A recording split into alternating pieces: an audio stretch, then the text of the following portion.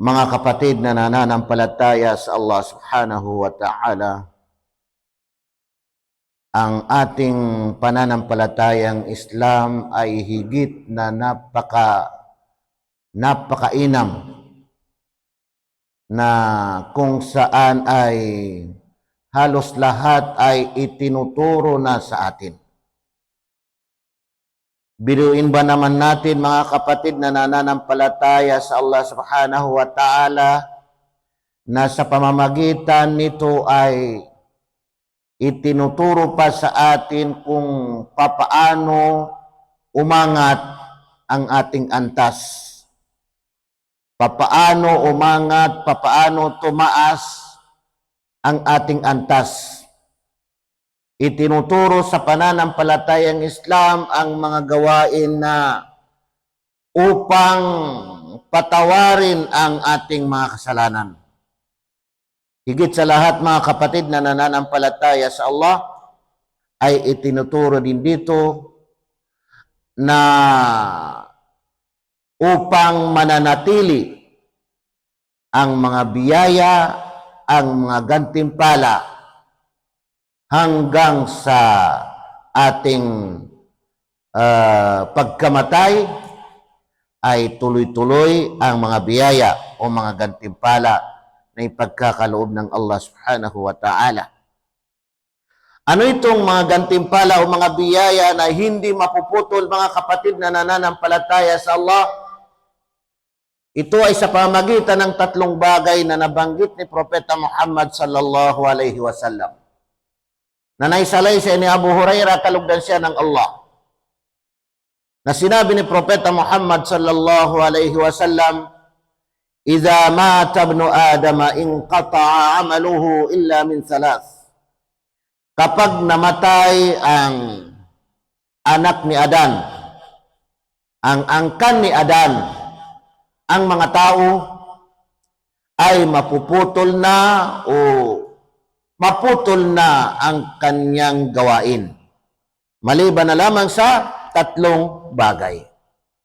Tatlong bagay ang hindi mapuputol mga kapatid na nananampalataya sa Allah. Kasi yung gantimpala ay tuloy-tuloy. Yung biyaya ay tuloy-tuloy na ipagkakalob ng Allah subhanahu wa ta'ala. Unang-una ay sadaqatun jariyah. Ibig sabihin nito ay ang patuloy na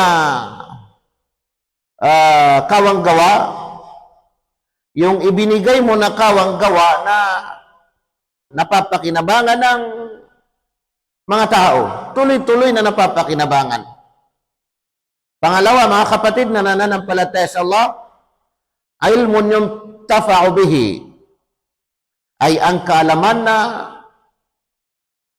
napapakinabangan, na ibahagi ng tao sa kanyang kapwa. Sinikap mong matuto ng kaalaman, hindi lamang para sa sarili mo, hindi lamang para matuto ka, kundi mayroon kang malasakit sa iyong kapwa, para maturuan mo ang iyong kapwa. Kasi higit na mainam yung tao na may pakinabang. Higit na mainam yung tao na may pakinabang, may pakinabang sa kanyang kapwa. Sadaqatun jariyah, aw ilmun yuntafa'u bih, aw waladun salihun yad'u lahu. O kaya ay ang bata, ang anak, na mabuting anak, na naturuan mo, pinaaral mo ng tama, at ipananalangin kanya. Tingnan ninyo mga kapatid na nananampalataya sa Allah, tatlong bagay mga kapatid na hindi mapuputol, kasi lahat na ng ating mga gawain dito sa mundo ay tapos na, putol na. Maliban na lamang sa tatlong bagay nito na hindi mapuputol. Hindi mapuputol kasi tuloy-tuloy yung gantimpala. Tuloy-tuloy yung biyaya na ibibigay ng Allah subhanahu wa ta'ala. Kawanggawa, kaalaman, anak. Maturuan natin ang ating mga anak. Mga kapatid na nananampalataya sa Allah subhanahu wa ta'ala, higit na mainam sa isang taong Muslim, sa isang taong mananampalataya, na ang kanyang pagsisikapan ay para sa katuruan sa pananampalatayang Islam. Mananaliksik, bukod sa pinapalakas niya, pinapatatag niya ang kanyang pananampalataya, ay patuloy na nananaliksik ng kaalaman. Kasi ito yung tinatawag na walang tigil naman ang pagtaas, pag-angat sa iyo ng Allah subhanahu wa ta'ala. Na sinabi niya sa banal na Quran, Yarfa'illahu alladhina amanu minkum walladhina utul ilma darajat. Iaangat, itataas ng Allah. Yarfa'illahu alladhina amanu minkum. Ang sinumang naniwala sa inyo, walladhina utul ilma darajat. At ang sinumang pinagkalooban ng kaalaman. Darajat ng maraming mga antas. Itataas ng Allah ang sinumang nanampalataya sa inyo at ang pinagkalooban ng kaalaman ng darajat, mga antas. Yarfa'illahu alladhina amanu minkum walladhina utul ilma darajat.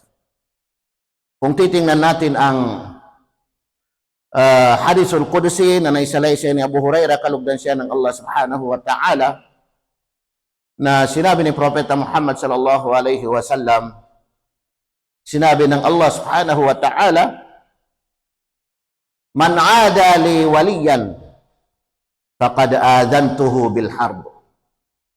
Hadisul Qudsi na sinabi ng Allah subhanahu wa ta'ala, sinumang kumalaban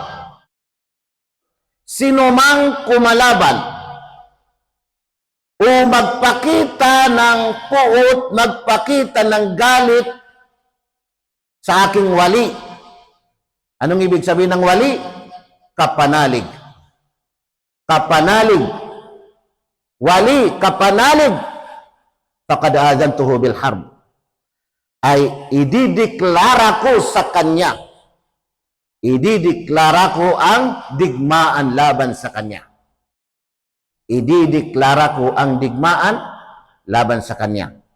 Sabi ng Allah subhanahu wa ta'ala, magiging kalaban mo ang Allah subhanahu wa ta'ala. Pero sino itong kapanalig ng Allah na hindi mo dapat kalabanin, hindi mo dapat pakitaan ng puot, pakitaan ng galit? Ano ang sinabi ni Abu Hanifa? Ano ang sinabi ni Imam Shafi'i? In lam yakunil ulama'u awliya Allahi, falaysa lillahi wali. Ang mga ulama, ang mga taong may kaalaman sa pananampalatayang Islam. Kasi sabi ni Abu Hanifa, sabi ni Imam Shafi'i, in lam yakunil ulama'u awliya Allah, kung hindi magiging kapanalig ng Allah ang mga ulama, kung hindi kapanalig ng Allah ang mga ulama, sino pa ang magiging kapanalig ng Allah? Ibig sabihin ay ang mga ulama. Ayaw ba natin na maging kapanalig ng Allah? Na hindi tayo pwedeng kalabanin ng mga tao? Hindi pwedeng magpakita ang mga tao ng galit dahil magiging kalaban nila ang Allah? Ayaw ba nating maging kapanalig ng Allah sa pamagitan ng ating pananaliksik ng kaalaman? Ayaw ba natin sa ating mga anak na maging kapanalig ng Allah sa pamagitan ng pagtuturo natin sa kanila ng katuruan sa pananampalatayang Islam o sa pamagitan ng ating pagpapaaral sa kanila sa pananampalatayang Islam? Mga kapatid na nananampalataya sa Allah subhanahu wa ta'ala, huwag nating kalilimutan, mga kapatid na nananampalataya sa Allah, sa pamagitan ng ating pananaliksik ng kaalaman, ay walang maidudulot ito kundi kabutihan. Kundi kabutihan, kailanman ay hindi magbibigay o hindi magdudulot ng masama o makakasama sa iyo, kundi ito ay magdudulot ng kabutihan dito sa mundo hanggang sa kabilang buhay. Aqulu qawli hadha wa astaghfirullah li wa lakum.